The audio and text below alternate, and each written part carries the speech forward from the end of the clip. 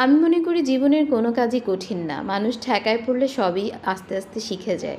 এই যেমন ধরেন আমি আমার বিয়ের আগে একটা পেঁয়াজও কাটতে পারতাম না।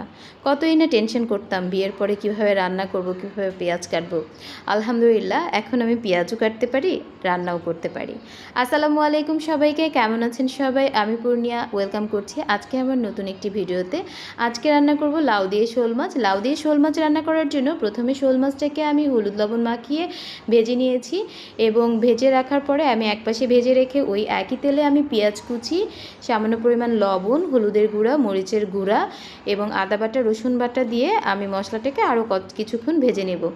ভাজা হয়ে গেলে আমি কেটে রাখা লাউটা দিয়ে দিব।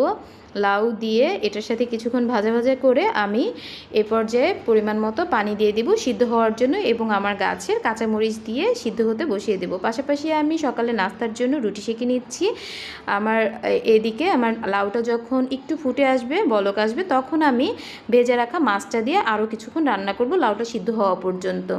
এর পাশাপাশি আমি আলু ভাজি করার জন্য আলু কুচি করে চুলাতে আমি আলু ভাজি বসিয়ে দিয়েছি। এই তো আমার আলু ভাজিটাও প্রায় হয়ে এসেছে। আর একটু ভাজা ভাজা হলেই আমি আলু ভাজিটাও নামিয়ে নিব। এরপরে আমার লাউটা যখন সিদ্ধ হয়ে আসবে তখন আমি ধনিয়া পাতা দিয়ে আমি লাউর তরকারিটা নামিয়ে নিব। আলহামদুলিল্লাহ আমার আজকের সব রান্নাগুলি হয়ে গিয়েছে। আপনাদের ভাইয়াকে দুপুরের লাঞ্চের জন্য ভাত বাটিতে এবং লাউয়ের তরকারিটা দিয়ে দিলাম।